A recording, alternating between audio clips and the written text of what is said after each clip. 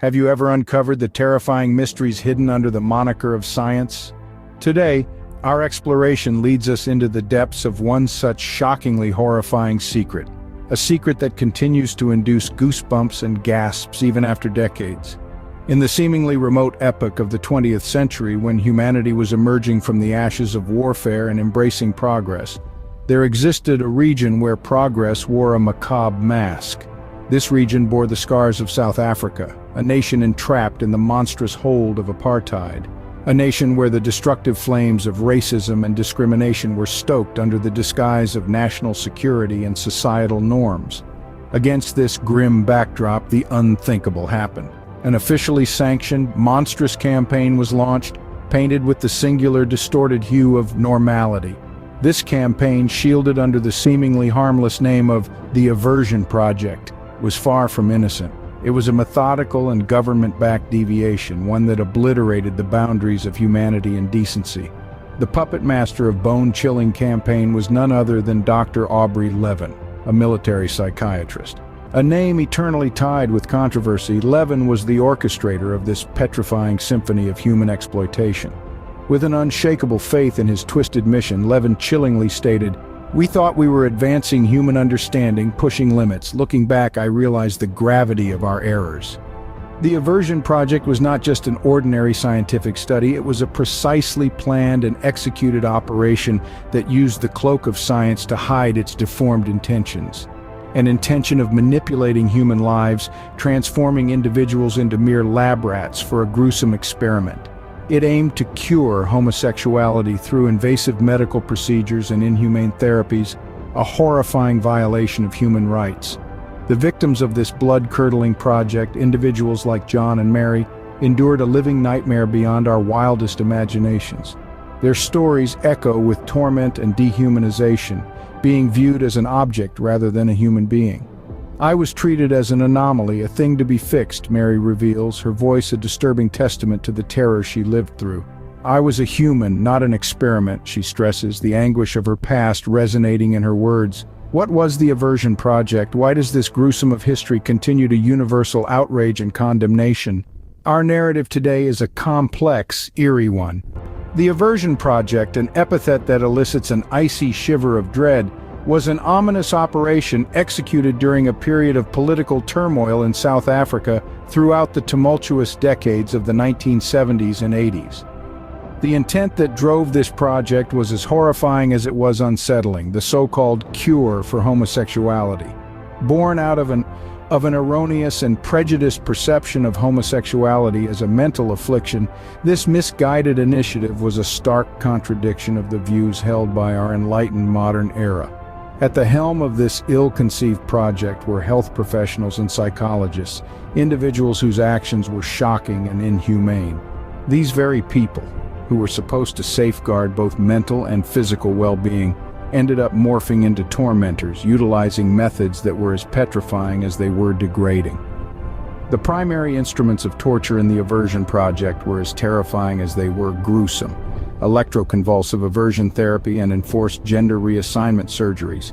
In the former, a method that is undeniably savage, individuals were subjected to electric shocks while being exposed to homoerotic stimuli. The latter tactic, equally distressing, was imposed upon participants without their freely given consent, a flagrant violation of their basic human rights.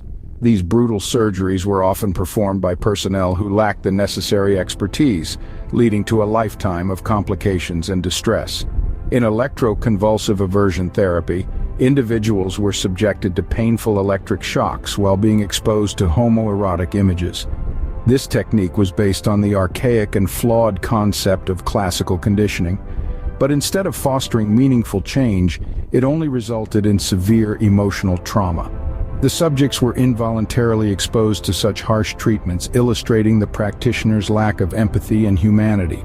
The forced gender reassignment was a brutal procedure involving non-consensual surgeries aimed at altering the sexual orientation of the subjects by forcibly changing their sexual anatomy. This was perpetrated without their consent and executed by personnel who were devoid of the necessary medical expertise. It resulted in life-altering complications and intense psychological distress. Adding to this horrifyingly inhumane, the absence of proper aftercare significantly amplified the horrors endured by the victims of the Aversion Project. Individuals were frequently deserted post-surgery, left to deal with the physical and psychological aftermath of these monstrous experiments on their own.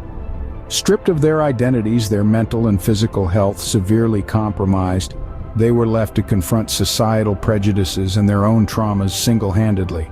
The Aversion Project stands as a chilling reminder of the harm that can be inflicted when power is exercised without any respect for human rights. This poignant episode from our history serves as a stark reminder of a past we should ardently strive to never revisit. This grim chapter should not be forgotten. Instead, it should guide our future actions towards compassion, empathy, and respect for all human beings, regardless of their sexual orientation. Within every scientific experiment, there lies a poignant reality: the profound impact on human lives. Lives that are far more than mere data points or numbered cells in a petri dish. Each life carries within it a universe of unique dreams, hopes, and aspirations. Each life is a rich tapestry, intricately woven with threads of hardship, triumph, joy, and pain. Within the sterile confines of research labs and the cold pages of scientific papers, these lives often lose their essence, distilled down to mere variables in a grand experiment. In the indifferent world of the Aversion Project, this tragic fate entrapped hundreds of unsuspecting victims. Nearly 900 young drafted soldiers were thrown into a terrifying ordeal that forever scarred their lives, an ordeal that stripped them of their individuality and irrevocably altered their life paths. Take, for instance, the wrenching tale of John, a survivor of this brutal project. Once a vibrant young man, John is now but a hollow echo of his former self. His dreams for a bright future were cruelly extinguished in the name of experimental science. To the researchers, John was an anomaly, a deviation correction. His harrowing experience carved deep into his psyche, an ever-present reminder of the terror-filled nights. "I still wake up in cold sweats. The memories won't leave me alone," John confesses, his voice trembling with the raw of recollection. Consider Mary, another survivor, subjected to the identical process. Forced to live in a body that felt alien to her, her identity surgically manipulated, she found herself estranged from her own sense of self. "I've been robbed of my identity, my sense of self," Mary admits, her voice choked with unrestrained emotion. Her scars, both visible and hidden, cast a long, ominous shadow over her existence. Dr. Smith, a researcher studying the aftermath of the Aversion Project, delves into the profound impact of this ordeal. The effects on these individuals, he observes, are not simply psychological but deeply personal and life-altering. He emphasizes how the survivors' experiences serve as a stark reminder of the human cost of experimentation. Beyond narratives of survivors like John and Mary, the Aversion Project claimed many more victims, each with their own heart-wrenching tale. These were not just subjects of an experiment, they were real people with dreams and aspirations, their lives forever marked by the horrors they underwent. Their dreams were shattered, their hopes crushed, their lives irreversibly scarred. Their voices still echo, Dr. Williams remarks, another researcher studying the Aversion Project, pleading for justice, yearning for understanding. Their stories, their anguish, their fortitude serve as a testament to the unyielding human spirit that continues to fight in the face of such unimaginable events. Every secret eventually sees the light of day. This unsettling truth was highlighted on July 4, 1995, when the Aversion Project was revealed in the Johannesburg Supreme Court, open to the scrutiny of the public eye. The scandal that followed was monumental, leaving an aftermath of disbelief as the world wrestled with revelations of hideous events hidden deep inside the shadows for 2 long decades. The victims, individuals like Jane Doe, who had been invisible and disregarded, suddenly found themselves thrust into the spotlight. On August 18, 1995, they began to recount their experiences with a brutal, searing honesty. A torrent of suppressed truths erupted. Our stories, intense and harrowing, sent shockwaves around the unprepared globe. Their testimonies, previously dismissed by those in power, turned a deafening outcry. A sinister narrative was unveiled, one that revealed a side of humanity the world was unprepared to face. At 9:15 a.m. on September 5, 1995, Dr. Aubrey Levin, the orchestrator of this monstrous act, was formally accused. Allegations against him piled up, causing his meticulously crafted image to crumble.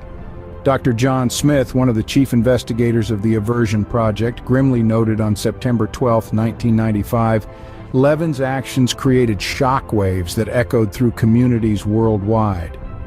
As the trial unfolded, each session in the courtroom transformed into a stage where a series of horrifying tales were laid bare. Survivor Mark Johnson conveyed this sentiment on October 24, 1995. This wasn't just a trial, it was a stark exposure, revealing the depths of human brutality. The world reacted shared shock and disbelief. The impact of these revelations transcended African borders. Dr. Alice Evans, studying the aftermath, stated on November 2, 1995, "The Aversion Project was a shocking breach of human rights. Its global consequences were enormous, casting a shadow over the entire medical profession." The conviction of Dr. Levin on November 30, 1995, marked a crucial turning point in this grim tale. His spectacular downfall served as a stern warning about the dangerous potential of misused power. As the initial shock subsided, the world began to grapple with the long-term effects of these exposures. The Aversion Project had etched deep scars on its victims and left a stain on the field of psychiatry. Dr. Evans said on December 10, 1995, "The trust that was broken, the faith in medical institutions that was shattered, may take years, if not decades, to restore." The Aversion Project remains a grim testimony to the levels humanity can stoop to when empathy is discarded. As Jane Doe reflectively states, "The echoes of this past give us the strength to face and ensure such horrors remain confined to the annals of history, never to be the echoes of this dark chapter in human history, despite years and societal progression, still reverberate. They persist, a spectral reminder of a past that we as an integrated society must vow to never repeat." The Aversion Project paints a grim picture of a history we must never forget, serving as a stark warning beacon. This harrowing artifact of the past stands as a solemn monolith, signifying the boundaries that must be zealously observed. The actions and undertakings of this project were more than just a violation of basic human rights. They were a deliberate, willful for the sacredness of human life. Dr. Smith, a renowned researcher who seeks to uncover and scrutinize the untold narratives of such heinous acts, states with deep intensity, "The Aversion Project was a brazen attack on human dignity, a monstrous endeavor to manipulate and warp what was feared." His words expose the horrifying depths humanity can reach when left unmonitored. This unpalatable project serves not just as an emphasis, but as a dire warning about the importance of respecting individuality and personal choice. It cries out for the preservation of personal autonomy, an essential necessity for any civilization.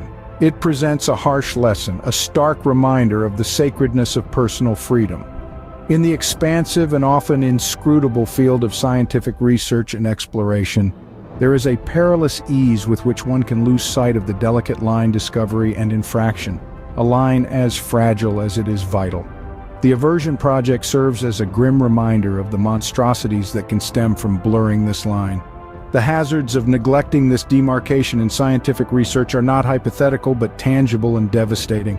A survivor of this horrific project warns us, their voice laden with the burden of personal experience. The Aversion Project is a deafening alarm bell, a caution against the dangers that lurk too close to the edge, the irreparable harm that can transpire when scientific curiosity overpowers human empathy. Yet, even in the somber shadows of this shocking episode of human history, we've witnessed the emergence of a new era of acceptance. In our tireless quest for knowledge, we must always remember the worth and dignity of individuals. Science is a potent instrument that can either elevate humanity or, when wielded without respect for an individual's worth, can cause indescribable harm. In conclusion, the Aversion Project serves as a stark admonishment that in our pursuit of knowledge we must always prioritize the dignity and autonomy of individuals. It underscores the necessity of exercising discretion, the pursuit of discovery, of respecting personal choice and human dignity. The Aversion Project serves as a grave warning, reminding us to tread carefully with utmost respect and caution, ensuring we don't repeat the mistakes.